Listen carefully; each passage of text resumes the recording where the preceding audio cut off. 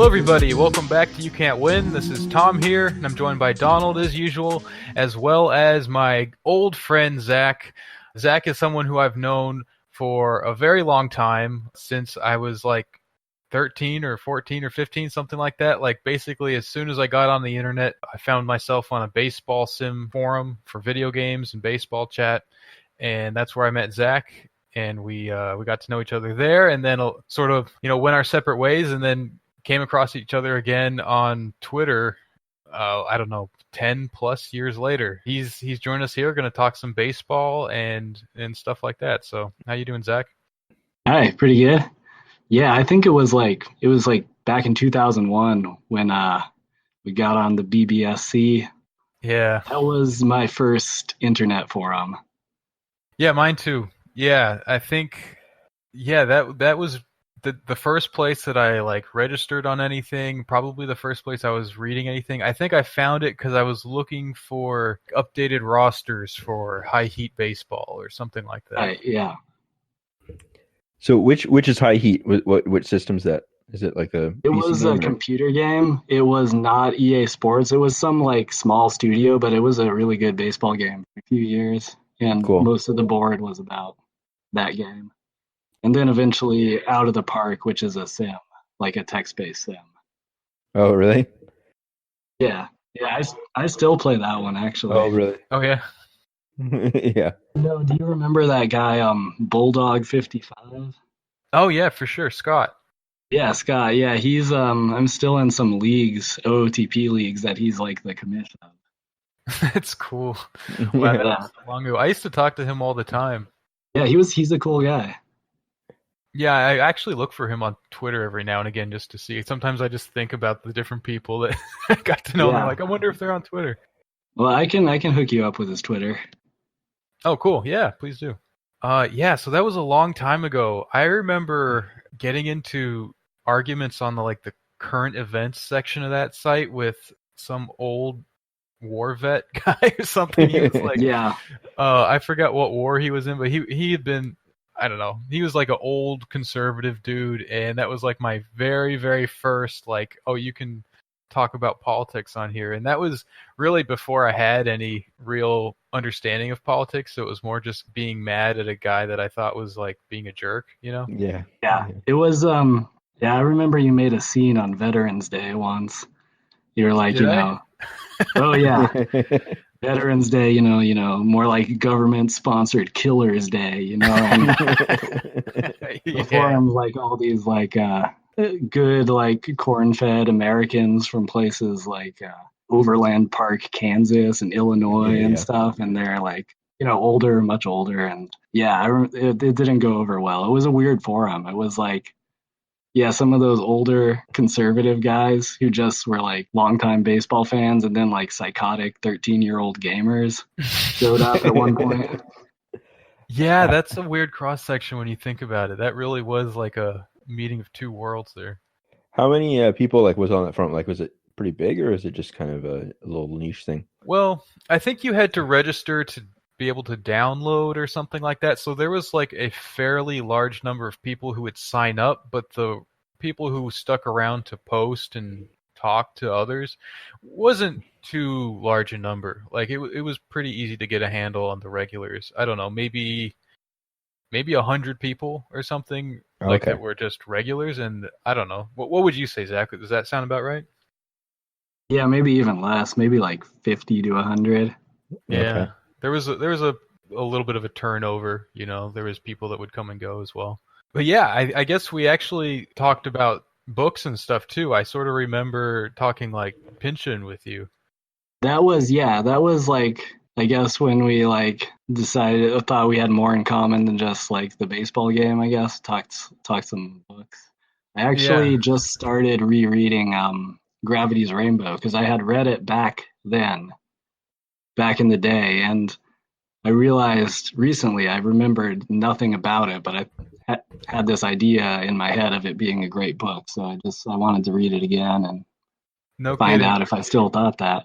I'm doing the same thing myself. I got the audiobook. I signed up for Audible, and they give you 2 free audiobooks, so I grabbed Gravity's Rainbow and The Recognition because I'm such a pretentious jerk, you know.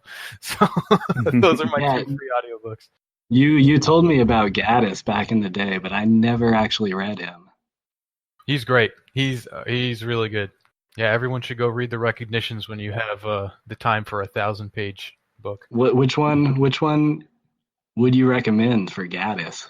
I think the recognitions is the best one. I mean, it's a really long book, but I think it's fairly accessible as far as Gaddis goes. It's not that difficult to read. There's a little bit of kind of obscure references and stuff that you have to deal with, but it's one of those things where it's like if you're going to read it, I assume that you're sort of into the idea of reading something a little bit demanding like that. So I think that's a good book to start with if you're okay with reading a book of that length. If not, I like Carpenter's Gothic. That one is short and it kind of gives you a sense of his style, although it's a later Gaddis, so it's already kind of full bore 99% dialogue, which the recognitions is not like that. It's heavy dialogue, but it's not where he's just writing almost entirely in dialogue. Yeah. And what do you think of Gravity's Rainbow? I'm liking it a lot, like really enjoying Me it. too, yeah.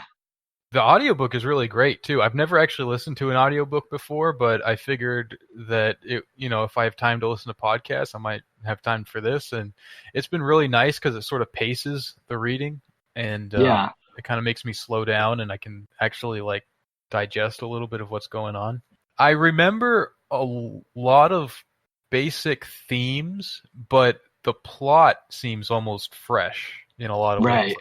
Like I kind of remember like the basic skeleton of the plot, but there's all the sort of ins and outs of where he's going here and then this happens and then there's this character and what their whole thing is about. That seems really new to me, and somehow a lot of the really disturbing sex stuff didn't like it either went over my head or I just didn't notice that was what was happening in various scenes. So that's kind of like new to me too. Yeah, totally. It kind of feels like reading it for the first time.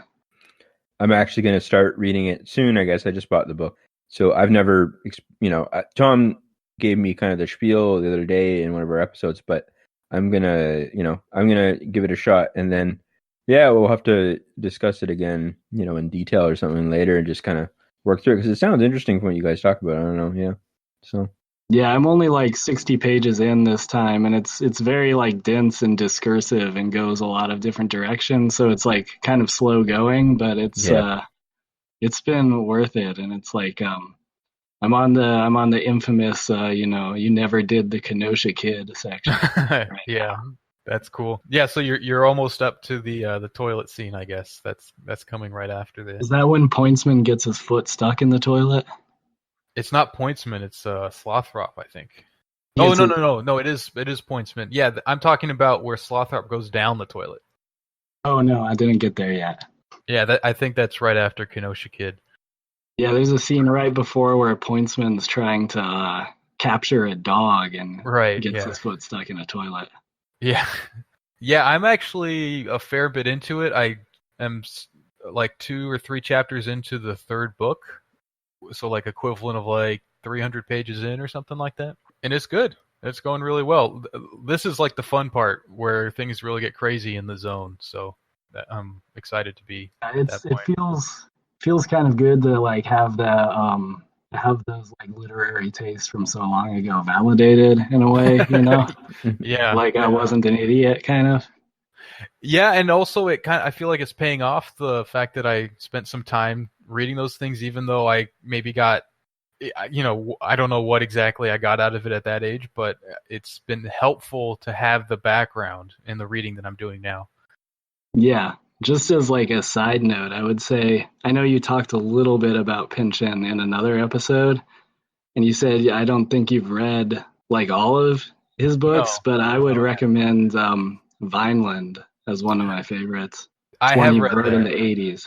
I really like that one. I read Vineland. I've read Crying of Lot 49, and I started Mason and Dixon, and I got like 200 pages in, and I couldn't deal with the style, like the old-timey style of it.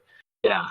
Which I could probably do nowadays, but it just wasn't doing anything for me back then. And I looked briefly at Bleeding Edge because that kind of seems interesting. The fact that it's about modern day, Yeah. that I'm really curious to see how he handles that. So, yeah. But speaking of books, you were telling me you were also reading the Natural. Yeah, that was another one I was revisiting for the baseball theme, you know. A very grim and strange book and like completely unlike what I think people would expect going into it. Yeah, so what's the basics of that? I'm really not familiar exactly. I know it's about a baseball player. Yeah, it's about like just like a preternaturally gifted baseball player. He's like he has like one thing going for him and he's like the best baseball player anyone's ever seen. But he is very he's like cursed and haunted in a way, and his talents and his gifts only bring him like misery and suffering and misfortune his entire life. Okay. It's kind of a mashup of like a real thing that happened where a player got shot by like a fan who was stalking him in the 30s, I think. He gets his career derailed by being shot by a woman in a hotel room at the beginning. By the end, it kind of becomes a kind of a riff on the Black Sox scandal, where he ends up taking money to throw the big game. And just, I don't know if you want to like know the entire plot. No. Let's leave it at that. Okay. But that's cool. I mean, that sort of vibes with the theme of our show a little bit, which I thought sports and especially baseball tend to also, I think baseball teaches you a lot of lessons of that nature. Oh yeah, totally. Baseball is mostly an experience of failing Mm-hmm. to do certain things, and not even just hitting. Hitting is obviously you're mostly going to be out, but pitching is the same way where either you're not going to make the perfect pitch very rarely, or if you do, it gets hit sometimes. Yeah. It's Or the just damn like, ump calls it a ball, you know what I mean? or the damn ump calls it a ball. But then you can Yeah. get bailed out in other ways when you don't necessarily deserve to be. Yeah, that's true. The Jays have been teaching me a lot about not winning this year too. Yeah, so I mean, it's- you guys are both in a position of being fans of very bad teams, I think, right? Yeah, as a Mariners fan, it's like I don't know. It's just so bad. It's gotten to the point where I like barely pay attention to what they're doing because it's just too much. It's been year after year. Yeah. Yeah, I think they have the longest playoff drought in baseball now. Yeah, and that's pretty bad. I mean, they only came into existence in the 70s, so they just have like not done anything their whole existence. Yeah, they're one of like there's only like 4 or 5 teams that have never won the World Series, I think. And yeah, that's one of them. Yeah, I think one thing that's especially painful about it is that the players can often, like, you can find sort of positive or optimistic stories when you're looking at the team itself, the players on the field, and that's not so miserably bad, but it's the management and the way the team is just run that just seems totally hopeless. And anytime the team is able to put together something that's kind of working, and okay, if the management just sort of like makes a couple decent moves, then we'll be in a good spot. Like they just totally screw it up and they just ship off all the good young players and bring in these old farts with big contracts and stuff, and it's just like back to square one again. Yeah, the Mariners have been particularly frustrating, I think, because for a while it's felt like they've been on the verge of being a good team, like around 500, and like people have been predicted them for breaking out, last few years, and then it just kind of all fell apart and collapsed into nothing, Yeah, basically. there's something going on with the coaches because they get these guys with a lot of potential and they do really well in the minors, and then when they're trying to transition to the majors, it's just overwhelmingly bad results every time, and it takes forever for them to iron it out. And as soon as they leave the team, they get fixed up in a year, Yeah. and they get traded away. So something's going on. Yeah. With the Jays, it's kind of, I mean, we had a pretty good team for a few years there, and then they got rid of all the players, basically, like just all of them.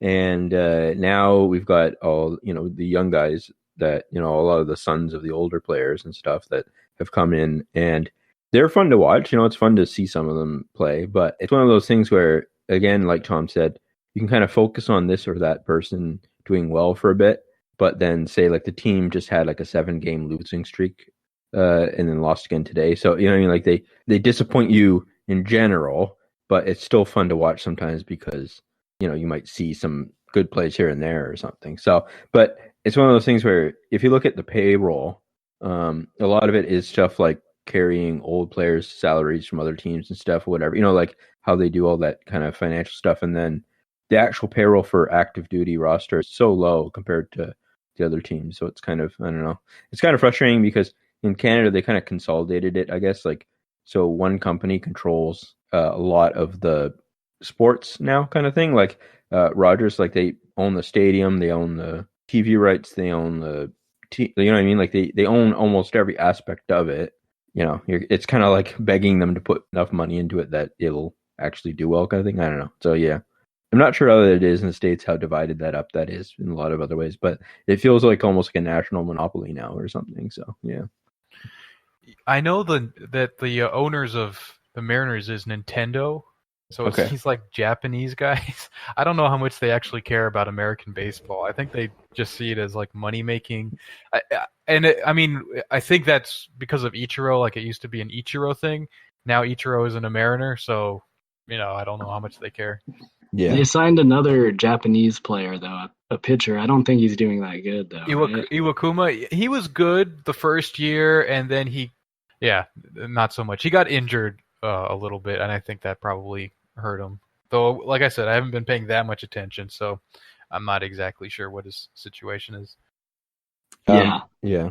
Okay, so on this forum and all that kind of stuff, like all the sim kind of stuff, are you guys like, do you follow like the statistics at all? Like, is it that kind of side, like sabermetrics kind of stuff, or is it just more kind of the game itself beyond that? Or I mean, like, I don't know, because I've always at the time it was kind of like that era of like the baseball culture war, kind of between the Moneyball era, where it was like stats or sabermetrics and like old school baseball men and stuff. Yeah. And I was kind of more into it then, like more into stats and sabermetrics and following that stuff. Yeah. But since then, I think it's kind of like run into kind of a dead end with the data-driven analysis of baseball, and has become kind of boring and deadening to just enjoying the game, kind of. And I wouldn't say I'm interested in it as much anymore. Yeah. It's funny because the Blue Jays hosts, they tend to really not like that kind of stuff. They're still the like kind of old baseball men kind of people. Yeah, some of the announcers are still like of that generation. Yeah. So they kind of, every game, that's what they kind of lean into. They kind of try to avoid some of the more exotic stats. They like a lot of the ones that are like 10 hits in 14 games or something like that. Like those ones where they're it's kind of like, I don't know what to do with the stat a lot of the time. I don't know, or like, the Blue Jay player that was the first to get 25 doubles in 30 games or, something like that, like you're like, okay, well, good for him kind of thing, I don't know. But yeah, otherwise they kind of always complain about stuff like the shift and all, and the pitching. They they don't like. I mean, they talk about people putting in all this time in studying the pitchers and that, and then they kind of go, well, but the pitchers should just be hammering the strike zone and not trying to be fancy and all that kind of stuff. So I don't know. It's kind of funny because I was saying this to Tom the other day that they just do that every game for like it's like 20% of what they say every time or something. It's just the same kind of basic complaints about how the game is changing. So, they do make good points about, stuff like pitchers now. I don't know. It does seem strange to me. I remember growing up, the one thing I really liked about baseball when I was younger was this idea of like a pitcher sort of like taking responsibility for a game and kind of going in there and, doing a complete game if they could. And I really liked Nolan Ryan with no hitters and all that kind of stuff. I thought that was really cool. So I kind of got like drifted away for a long time because once it started kind of changing to, I don't know, like now the Buck Martinez on the Toronto broadcast was complaining that now there's pitchers on the Jays that they do 4 innings and have a 6 ERA, and that's considered good enough to be a starter now, kind of thing, So, but yeah, I don't know. So yeah, but I've always been kind of the same way. Like my main attraction to the game was through pitching and pitchers. I've always found that more interesting than hitters. yeah, But that's kind of one of those things that's been changed through just data and analysis. Okay, Is that sure. I guess they found out, if they looked at the numbers at one point and they were like, whoa, it turns out when the starting pitcher faces the lineup every time, he's not very good. He usually does bad. And so they started pulling them early and earlier. But one thing that's happened this year, which is really strange, and it's not strange, but it's kind of a big turning point, is that for as long as I can remember, for decades, relief pitchers always had a better ERA than starting pitchers. And now starting pitchers have a slightly better ERA than relief pitchers, because it's no kidding, huh? Almost like they've kind of hit the wall with how much benefit they can get out of like throwing more innings to relief pitchers. And the ones they are throwing in there now in games aren't as good. They're like the second tier relief pitchers. They're facing the heart of the lineup in tough situations, and they're just, it's like it's an equal again, because at a certain point, like relief pitchers are conventionally considered, pitchers who weren't good enough to be starters, didn't have a third pitch or fourth pitch or whatever. And now they're, giving innings to a lot of pitchers who aren't even good enough to, be the first choice or the first group of bullpen pitchers that they would have. Yeah. So that's kind of adversely affecting, a lot of teams now, actually. The bullpen numbers are bad in baseball. Yeah, I saw. I don't know from anything else. I couldn't compare to anything, but I did see Boston playing the Jays the other day. They had so many of these pitchers just lined up in the outfield, basically and they almost ran out of space and they said that they were using like 6 or 7 pitchers a game now or something, kind of thing, I guess. And they had them all, they had to bring in extra chairs and stuff. It was kind of funny, like seeing just, I don't know. I guess it's late in the season, so the roster expands and stuff. But yeah, like it was funny to see all of those. I don't know if that's a change or if that's just how Boston plays, or I don't know. Yeah. No, I think it's kind of standard. It's gotten to the point now where like American League teams will have like 3 position players on their bench, and one of them's a catcher, so you can't put him in the game. And so they just have like basically 2 guys, like an infielder and an outfielder, that they can sub out. And that's how you get things like, Michael Martinez, like making the last out of the 2016 World Series, like a really, really can't hit at all infielder who came in for Cleveland at the end of the series. Yeah. Yeah. On the one hand, I think it's cool that, that the game does evolve and that analysis alone does have an impact on the way the game is played. But I don't know. Like you guys were saying, there's something to the idea of like the starting pitcher going like 6-7 innings, or maybe even going the whole game, and that just seems like the classic game that I grew up with. So there's something, I don't know. I kind of don't want it to change, but I'm also happy to see things evolve. So I don't know how I feel about it. Yeah. Yeah. There's still a couple of guys who are like that, I guess, like Verlander and Max Scherzer to an extent, but it's definitely a rarity. I saw Verlander pitch the no-hitter the other day against Toronto, and that was pretty fun.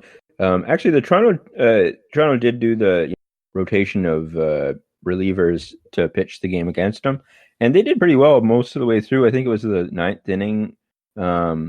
They got 2 runs against them, and then so they lost their 1-hitter or 2-hitter or something that the relievers were kind of putting together. But yeah, no, it was really fun to watch a game that was 0-0 most of the way through, and for just once in a while or something where it's like that, for to see a pitcher doing that well. And I guess the other thing that they say now, I'm kind of one of those people where I am very low information when I'm watching it. I just kind of watch and I enjoy it, and I don't really absorb most of what's going on in terms of stats and who's up and who's down and stuff kind of thing. I just kind of enjoy, but I've heard the other thing that people talk about a lot is strikeouts, that there's a lot more strikeouts now kind of thing. People are, they don't see it as bad a stat as it was a long time ago. I don't know if you have heard, like, is that something that... Oh yeah, strikeouts have been trending up for pretty much for not all of baseball history, but since like the 20s or 30s, I think. Okay. Or maybe there was kind of like a low strikeout period around there, or maybe the 50s, but since then it's been going like in a straight line upward. Mm-hmm. And it accelerated in the early part of this decade, I think, where just everyone is striking out a ton now. And I don't know if it's kind of plateaued or not at this new level, or if it's continuing to go up. I think there was one year recently that was the first year where there were more strikeouts than hits in the league as a whole. Jeez. Yeah. And but the big thing in this season is like home runs are through the roof, and it's Yeah. mainly because they changed the ball. Oh, I didn't realize that. Well, I mean, they won't officially acknowledge it, like MLB won't, but they bought the manufacturer who makes the baseballs several years ago, and they've done testing, independently to figure it out. And yeah, it has a lot less drag and resistance on it. I know the Jays have been producing a lot of their runs through home runs. Like that's where we get a lot. I think it's like 40 something percent or 50% of our runs are from home runs now, or something. That's it's pretty crazy. high. And if you look at the stats, it's something like we're pretty.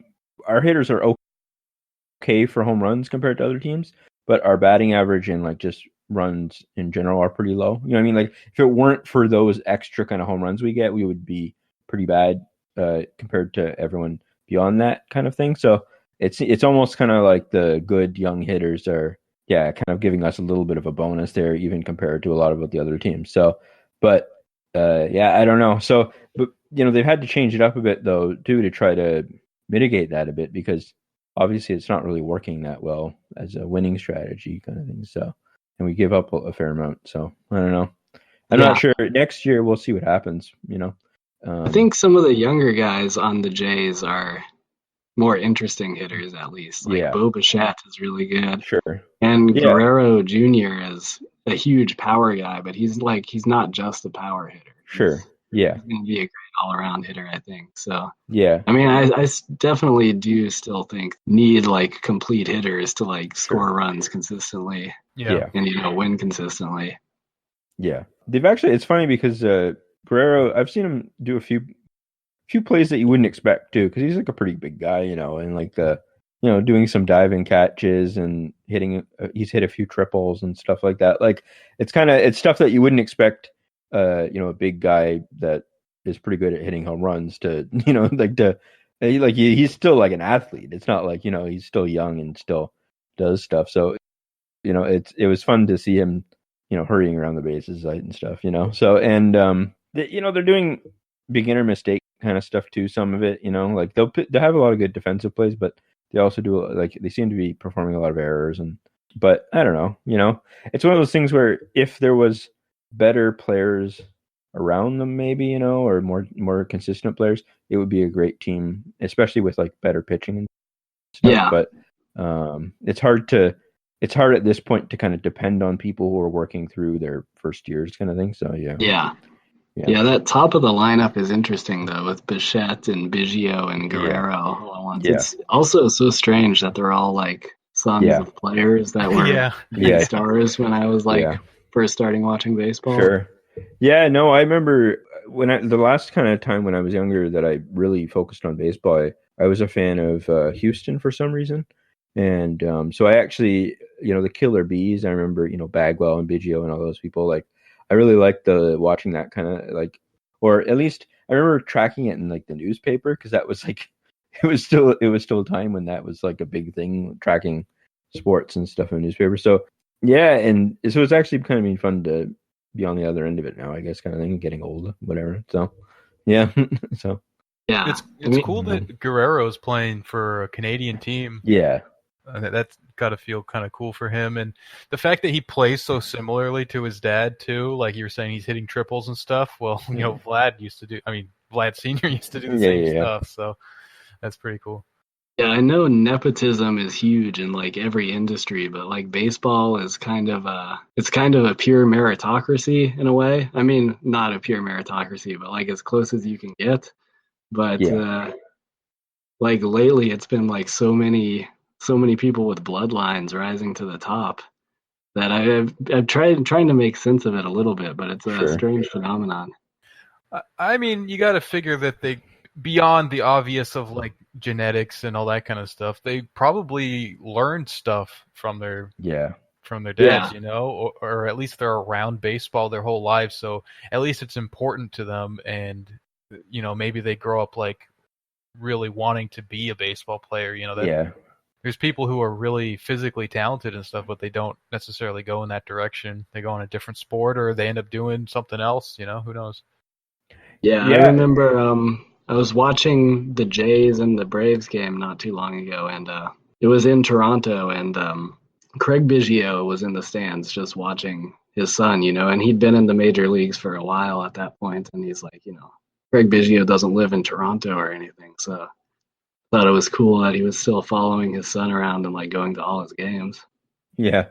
That is cool. So one thing I wanted to bring up with you guys to see if you had any thoughts on this was the fact that baseball, famously doesn't have a salary cap, and that makes it highly profitable it makes the contracts really huge for the players, right? So that means that there's a lot of money that goes into it to pay for those big contracts, which means that there's money to be made, is what I'm trying to say, right? Like there's no limit to that. There's no limit to the amount of money you can pour into a team to just buy wins. Like the big bad Yankees are always doing, right? So I was just wondering if you guys think that hurts the game, or because I have sort of a weird idea that it kind of fits the spirit of the game in some ways. Like I don't like it, but I also think that it's part of the game, Well, the thing about that kind of strategy of like just spending a ton of money on players is that it usually doesn't work. Yeah, exactly. Like I think the only team that I remember signed a bunch of free agents and won the World Series is like the 2009 Yankees. Mm-hmm. And I mean, you're a Mariners fan, so Cano got that, one of the biggest contracts ever, and you know how that worked out for the Mariners. Right. And then back in the day, I was a Rangers fan when they signed A-Rod, so... Yeah. Yeah, but I just sort of think that you're right. Like, it doesn't really work out, but it does allow a team to be in the picture. Like, they don't have to go through the natural cycle of, like, building up the young guys in the farm system and then putting them out there, and then you go for a playoff run. Like, they can kind of always be in the running to some extent. Yeah. And I think that's interesting to have that dynamic in some of the bigger markets. Like, I think it's bad at the division level. Like, I think it makes, for example, the American League East kind of boring, but I think it's kind of cool on a broader level that there's always like the big market teams. They're going to be doing something with all that money, and that the smaller market teams that are actually trying to win, like they're going to be doing something creative. Like, it kind of gives each team a personality in a way. And as much as money impacts the game in what I think are negative ways, like, we were talking about the balls being changed, I think that's because they like home runs, and home runs, people like to see home runs, the casual fans especially. So that will bring in more tickets and stuff. But, and I don't like that really. I think the game should be what it is without that kind of, just home run derby style thing. But on that team personality thing, I kind of like it. And I also think that there's something about, we were talking earlier about how baseball kind of like beats you down. It's pretty brutal. Like, you fail at a lot of things most of the time. It's very unforgiving. It's always like, when it's your fault, like, yeah. A lot of time it's just depends on you to do something right. And if you screw up, the whole team gets hurt, and you could lose the game based on that one mistake and all that kind of stuff. Yeah. So I think that kind of fits it in a weird way. Like, the whole capitalist ethics kind of work with baseball, even though like there's a Oh, lot of totally. Yeah. there's something to The it. ball goes through your legs and the winning is, you know. Yeah, I mean, one thing I do like on the opposite side of that, though, I mean, it is true that you lose a lot, but I like that it's a meritocracy in the way that you can still kind of bang out a win here and there, even if you're not a great team Yeah. against against great teams too. It's not Yeah, for like sure. it's really just what ends up happening that day, and there are like a lot of different management decisions that go into it. But at the end of the day, the Jays are doing badly, but we're still. Do you know what I mean? Like it's still you Yeah. watch, and there's a good chance that Like if you watch the Jays just for one day or just for one game, you wouldn't necessarily realize that they're a bad baseball team. yeah, Like the day-to-day events almost feel kind of like random in a way, yeah. and you only get a picture of what's actually going on in the long run. Some sports you watch, and there might be records where it's like 17-1 or something, right? So you're like, I don't, that's not as interesting to me if a team can just kind of streak through the whole season or something, like I don't find that as interesting as, teams having to kind of grind it out over a long time and, win a lot, lose a lot kind of thing. I think, I don't know, that seems more humbling in its own way Yeah. too, that you lose, but you still, if you keep at it, you'll probably, you can do okay, or, not even okay, but just, you still win some here and there. So I think that's a good, And yeah. no matter how good you get, you will still not be able to escape failure.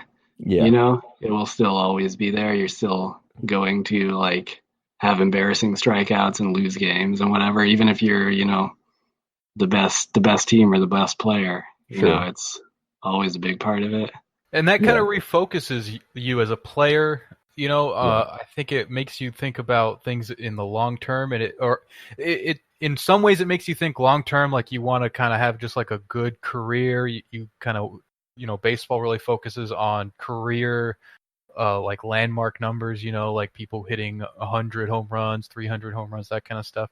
But it also makes you focus on really like having a really good game, like you pitch a no hitter, or you do like a like hit for the cycle or something, those kind of things like that can make like someone's whole career. You know what I mean? Like just doing that once, you can feel good about that. So Yeah. I really like the scale that baseball kind of plays out. Yeah, that was always my fantasy of being a pro baseball player, was just to throw a no hitter once. Sure. I think Yeah. just like be perfect for one day, and that would be the most satisfying thing. Yeah. Right. It's funny you say that because I had when I was like 10 years old or something, I made a book for like, just like one of those paper books for class.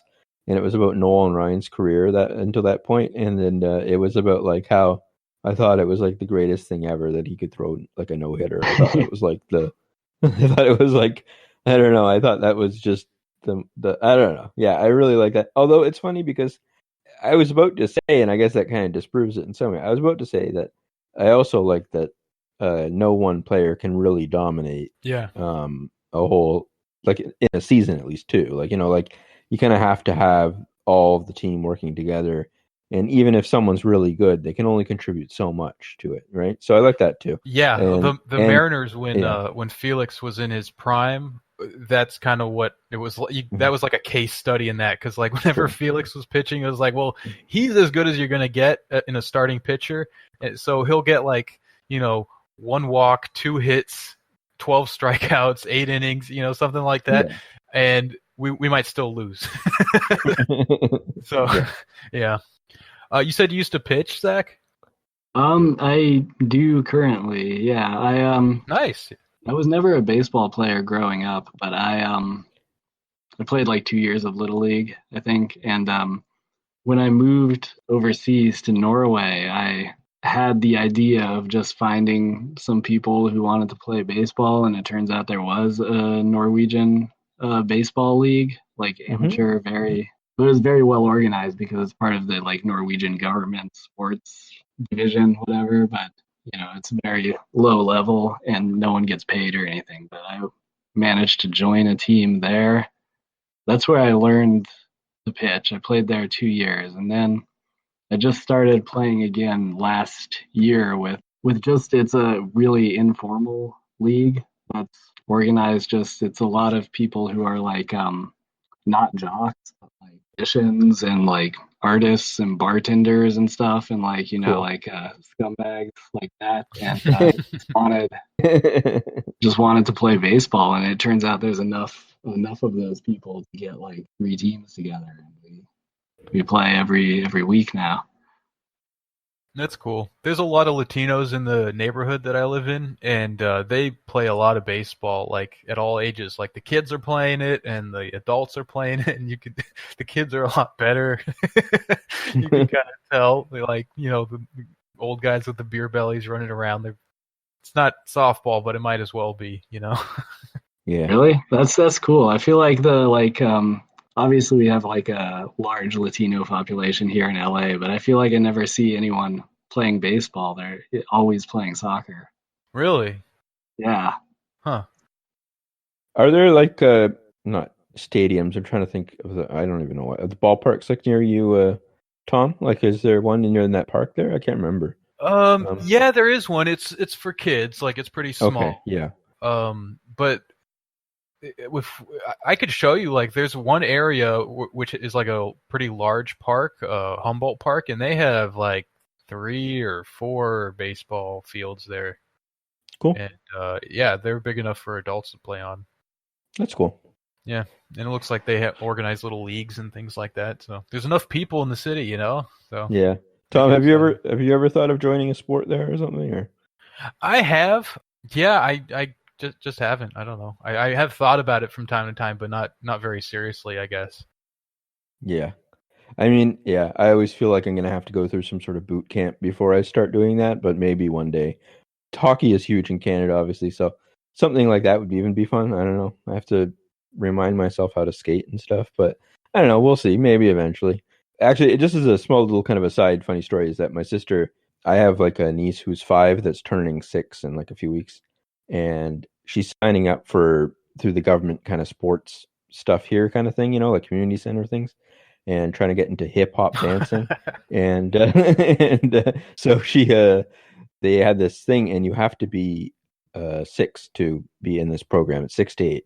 So my sister had to get up and call at 7 a.m. because that's when the registration opens. And apparently it's like trying to get tickets to a big concert or something. It's just impossible to get in. It's really like if you wait until like 10 a.m., you're not going to get your kid in, basically. It's just that's how the rush is, because I guess it's like it's not really organized greatly kind of thing. Like it's just really kind of ad hoc, I guess, but it's also really fought over, I guess. So anyways, my niece turned 6 about a week or so after the hip hop dancing starts in October, and they tried to register online and it wouldn't let them because it's 6 to 8 and she's 5 at the time it starts. So they called and said, oh, like, what's the problem here kind of thing, And they said, no, we can't let you register because she's not 6. And they're like, well, she turned 6 like a week later. It's not that big of a deal. And they said, no, you have to register for the other one. So they went to register her for, the dancing for 4 to 5-year-olds. And the system rejected it because they said she turned 6 during the during the registration. And they were like, this is not, like she's like forbidden from dancing because she falls into a gap or something. I don't know. So, yeah. I don't know. And it was funny because they had like called and the person's like, no, because I guess the federal subsidy or something is age bracketed or something, that goes to the community center. So, it's one of those things where I'm sure that if they get enough managers on the phone, it'll work out. But it's just so funny that everything is so rule based now. And so like, yeah, down to the, even calling and someone looks at that and then talks to their manager and goes, nope, sorry. It's like, come on. She's like turning 6. She can't fight the system here. She's going to have to like work through this or something. Yeah. So, yeah. And then I don't know, but maybe there's a movie there about her eventually becoming a hip hop dancer as her career or something. And, that'll be the she overcame the oppression of the state or something. So yeah, the nanny state was holding her back. They were like, 5-year-olds can't hip hop dance. Only 6 to 8-year-olds can dance. Yeah. You're never gonna be anything, kid. Yeah. You're being mandated to attend drag queen story hour instead.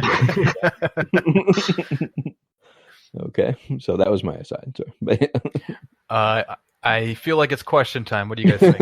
Okay, sounds good. Yeah, let's do it. Okay, so let's see. Okay, which country has your favorite cuisine? You want to go first, sure? Me? I could. I tend to like.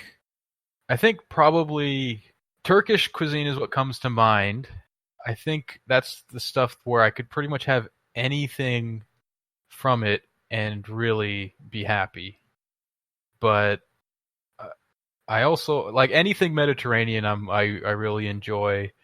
I also like just your good old American stuff, especially Southern American food. My dad's from North Carolina, so whenever we had something like that, that was sort of like I grew up overseas, so whenever we had like American food or whatever, that was the kind of stuff we would have, and that kind of just like I don't know, I think it means a little bit something to me.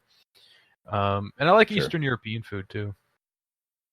I'm a brown slop guy usually. Like just most of my meals are some sort of chicken finger or something, and I generally, I'm not like I don't have any sort of like emotions about that either way. It's just kind of like, oh, that seems fine to me kind of thing. I'm not really like I don't have like the foodie gene maybe or something, but I do kind of get excited about trying Indian food and stuff. I find that fun, and I really do like. I don't know. It's one of those things where and Mexican stuff and whatever, but it's one of those things where I'm just generally eating the brown slop equivalent of that kind of thing. So it's not like it's not really that out there. But I do think that as I kind of graduate into adult food eventually, like I think that's what I'm most excited for is kind of trying different Indian stuff. The other day I tried to make some chicken tikka masala, and I really I like slow cook the chicken and sauce and stuff. And it smelled so good for so long, for like a few hours, that I kind of grew sick of smelling it. It was like, it smelled so good. It just was like so rich in my house, like the smell, that I ended up like packaging it up after it was done because I didn't want to like eat it. I was like, I just couldn't bring myself to. I looked at it and it like looked gross to me. So I packaged it up, and then every time I looked at it, I kind of like winced. I was like, oh, that smell. And so that didn't really work out as a kind of cooking experience. So I'm going to have to, I don't know, work at it. But we actually did get an Indian restaurant in my small town recently. So I might go try it there because, I don't know, the neighboring town, about 50 minutes away, is it's got 20,000 people. So it's a pretty good, big achievement to get like a Indian restaurant for us. So yeah, I'll have to pitch them some money. So yeah. Yeah, congratulations. Yeah. How about you, Zach? Hey, actually, I was thinking about it, and I was tempted to say Mexican food, but actually, all the Mexican food I eat is from around here, from around me. So, is it fair to call that American food then? I think so, right? I suppose I would still call it Mexican food. But okay. you could maybe like qualify it as like north of the border. I feel like I'd rather eat in America than anywhere else. That was what I missed most about home when I was living abroad. And Norway has terrible food. It's the worst part of the country, yeah. Yeah, just like the totality of everything that's available in America. If you consider that all American food, that's the best to me. Yeah, I feel like I can get almost anything that I like. We can grow a lot of stuff, and in terms of plants, but also like we can have animals and all kinds of stuff. Like a lot of places don't have that ability to do all of the different things we can do. So you didn't like all the fish and whatnot in Norway? They have a lot of fish up there. Well, I might have, but that stuff was so expensive. Oh, like if you want to get like good seafood or something, you're mainly just your options are limited to like it's amazing how expensive food is there. And it's like going to a restaurant is like total impossibility for a student. So you're limited to like kebab shops and like 7-Eleven convenience stores. And just what they have in the grocery store, which is not a very wide selection because they have kind of protectionist trade policies about food and what they import. And so a lot of things are grown in Norway, which is not a very good agricultural country at all. And they have a lot of agricultural monopolies too, so you like don't even really get a lot of variety within the small amount of things that they do have available. Wow. Wow. Yeah. Well, I guess you gotta pay for your socialized baseball league somehow. Yeah, it's definitely a trade-off, but it's definitely the more than even like the winter and the weather, like the grimmest part of. Oh, really? I did try. Someone brought whale and shark to a party once. Oh, wow. So that was interesting to try, but neither of them were particularly good. But it was Okay. nice to try. Yeah. What's your favorite museum that you guys have been to? I really like the Guggenheim, I guess.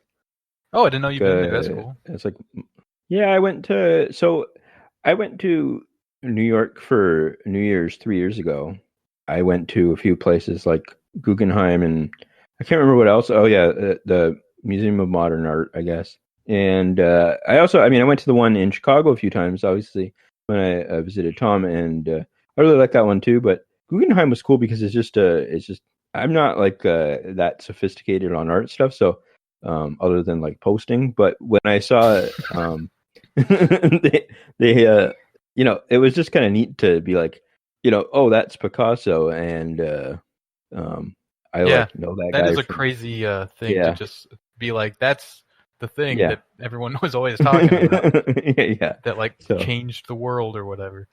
And I think also there was a Clive Owen movie called The International about like banking or something, where he shot up a bunch of people in the Guggenheim. I think like that was like one of the big action scenes. So that was another highlight to be able to see the place where Clive Owen's movie The International was shot. So yeah.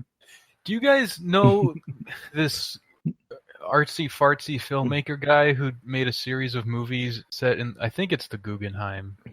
It wasn't really like a normal kind of movie. It was very arty, and it was basically like just a series of like really strange costume characters. You thinking of Matthew Barney? Yeah. That's the one. The Cremaster cycle. Cremaster, that's it. Yep. Yeah. No, I've not heard of that. Yeah. What's this about? I don't know. It's just set in the Guggenheim. They're pretty bad, I thought. I don't know. Yeah, I never could get into that stuff really, but he's a big deal artist. He's it's a lot of he was a jock kind of guy, athlete, and he started doing these like physical performance based films. One of them it started off like drawing restraint series. He would like make a drawing when he was like physically constrained or something. And then it became more like expansive and architectural. And I remember like these, weird costumes and characters like climbing up the sides of buildings and things, but like in a very slow and like way that's supposed to like connote artfulness, I guess. Yeah, it sort of felt like a satire of art films or something to me. Like it didn't feel like I was actually connecting with anything in it. It was just sort of like someone was really trying really hard to be artsy. Yeah, that's a totally fair assessment of Barney, I think. Yeah. So what was your favorite museum, Zach? Oh, I don't know. Maybe the Getty in LA. It's obviously it's really beautiful on top of a hill overlooking the ocean in like West LA, and it's free, which is, I think that's important because museums are for the people.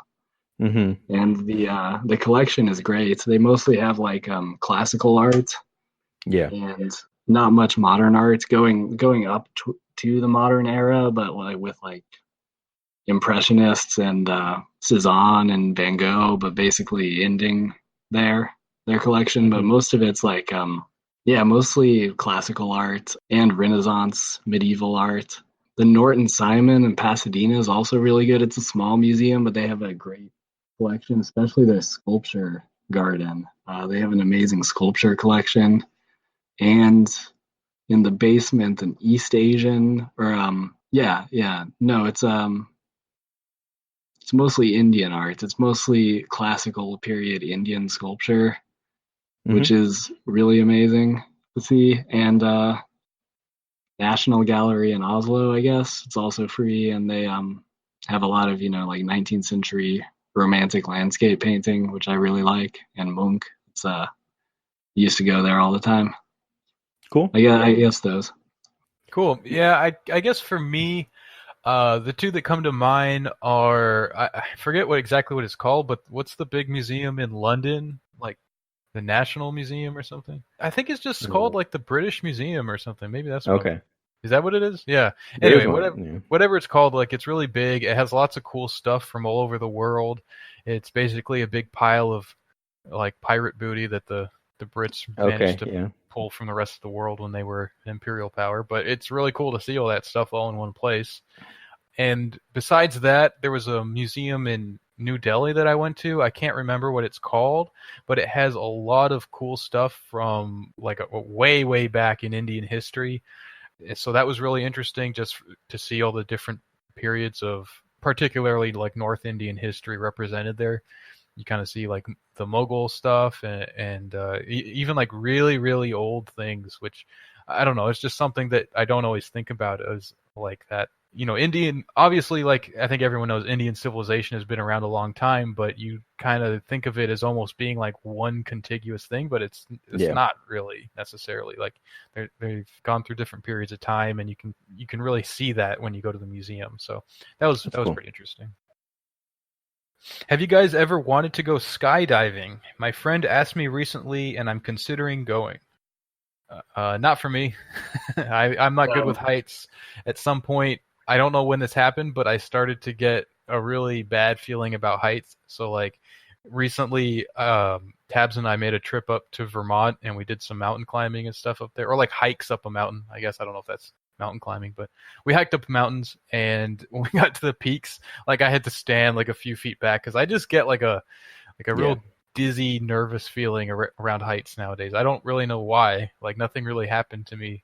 I didn't used to be like that, but so for me, it's one of those things where I don't know. I just have like an analytical mind, I guess, kind of thing. Like, why I did an economics degree, I guess maybe, but like just I look at something like that and I kind of just put it into plain language in my mind, and I'm like, should I get into a plane and jump out so it will be fun? And I'm like, no, don't do that. That doesn't make sense. so I don't know. That holds me back in a lot of ways, but I think that also stops me from becoming a pancake. So that's yeah, it seems kind of like a silly way to die. I mean, I know you probably won't, and it's very rare that someone would, but if you did, it would be a pretty stupid way to go. So that's like a good enough reason to avoid it for me. I think I could actually enjoy the experience. One time I saw this video of someone who dropped their camera from a plane, and somehow I think it was a phone or something, and somehow it survived. But you kind of like, because the camera was on, it recorded the whole fall all the way to the ground, and it's like spinning around in the air, so you don't really see all that much. But it kind of made me think like that would be kind of cool. I think I would appreciate that on some level. And when the video ends, like the phone lands on the ground, and I guess it was in some farm or something, because some pig like comes snorting along and like inspecting it. It's really funny. That's cool. Yeah, I mean, it's one of those things where I can say it would be fun, but it's almost as if there's like I don't know, like a accountant in my brain just looking at it and going, no, Donald, that's not allowed or something. So yeah. Yeah. Okay.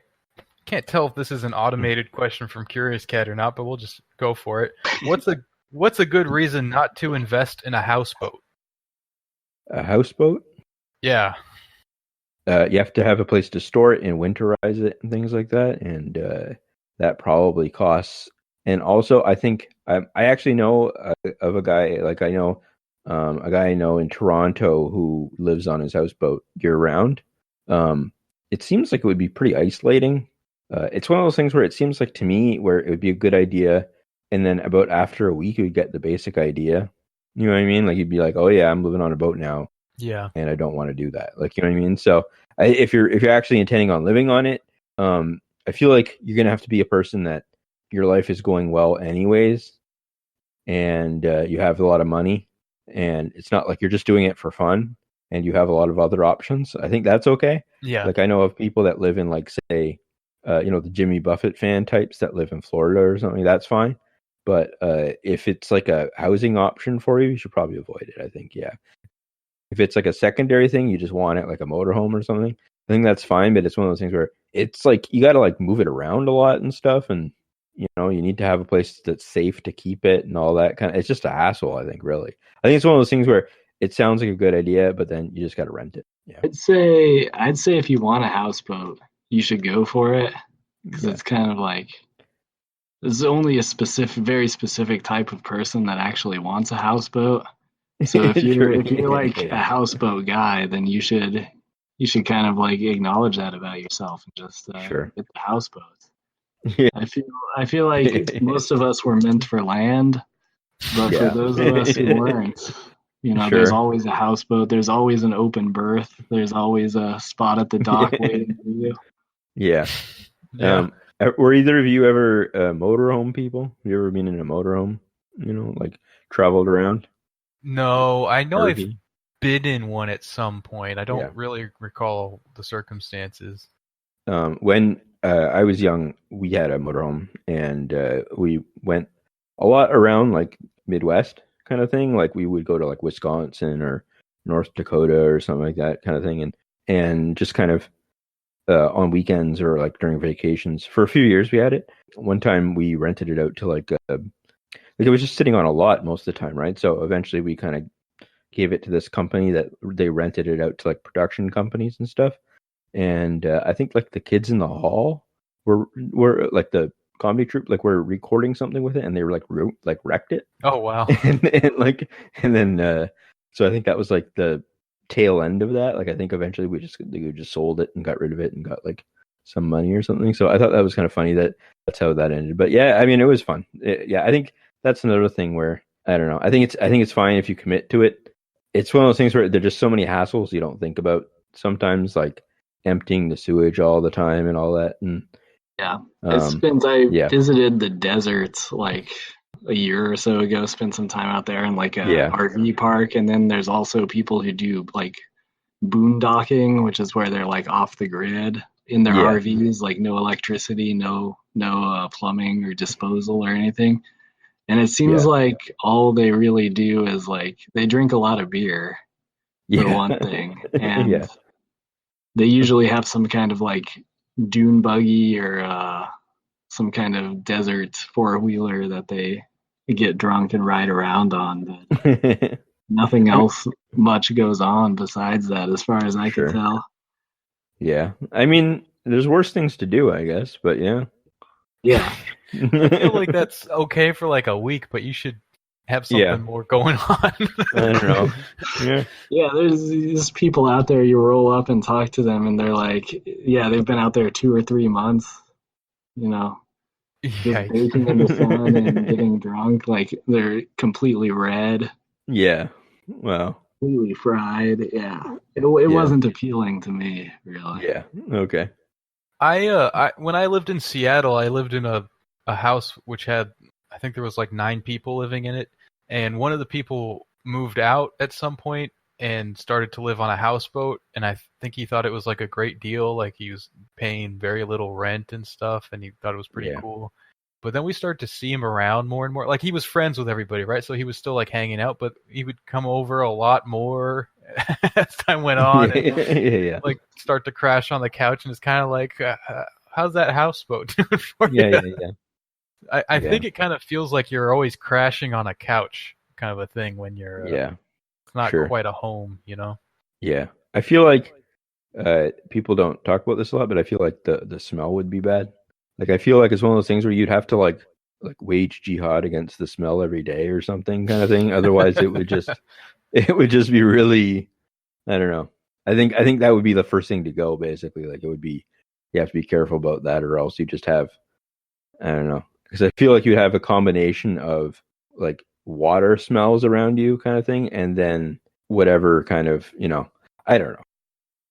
Maybe there are houseboaters that are impeccable hygiene people, but I feel like I don't know. I feel like that would go pretty quickly. Yeah. Yeah. Yeah. I imagine it's probably pretty loud too. Or Oh at least yeah. You can't really control it. I imagine houseboats aren't super well insulated from Oh, sound yeah. and everything, and Yeah. if there's some big barge coming through, like, Oh, like- yeah. yeah. Yeah. Well, maybe we should have someone on that's a houseboater because so we're not denigrating them all the time or something. Yeah. That's a good idea. We could Yeah. just have a houseboat special. So. Okay, let's wrap it up with this one here. This is for Dawn. Will you promise to love your future wife even if she's Greek? Answer carefully here. I mean, I think there's a fair number of Greek Catholics. Like, I don't know. No, I don't know. Yeah, I of course I would. Yeah, Greece or any other part of Turkey, I would be fine with. Yeah, I guess I should let our listening audience know that I believe that the Greeks are the lost property of the Turks, Sure. and that if you end up marrying one, Donald, I would hope that you would return them to their rightful owners as soon as you Okay. could. Sure. Okay, well, it was really great having you on, Zach. Thanks for coming on here talking some baseball Yeah. with us. Great talking to you guys. Yeah, it was fun. If I'm ever out in LA, I'll have to let you know because I don't know. I have the itch to go to California soon. I've never been there, so I've always wanted to go. So maybe I'll be able to hook up and stuff. So we'll see. Yeah, you're outside Toronto, right? Yeah, I'm about an hour east of Toronto. Yeah, so yeah. Yeah. Well, I've never been there. I've never been to Chicago either, Tom. Okay, cool. Maybe someday. Yeah, man. Mhm. Anytime you're passing through, just let me know. You got a place to stay here if you want it. Nice. Yeah, Cool. I've never been to California myself either, so we'll see. You're a Pacific coaster, though. Yeah, but I kind of stuck up north there. I stayed Yeah. in my part of the woods over there. All right. All right. Well, thanks for listening, guys. The Twitter is @YouCan'tWinPod. You can send us questions there to the Curious Cat, and you can also do so on the Discord if you are a subscriber to the Patreon. So, thanks for listening, and we'll catch you next time. 1, 2, 3. Take me out to the ball game. Take me out to the crowd. Buy me some peanuts and Cracker Jacks. I don't care if I never come back. It's root for the home team. If they don't win, it's a shame. Or it's 1, 2, 3 strikes, you're out at the old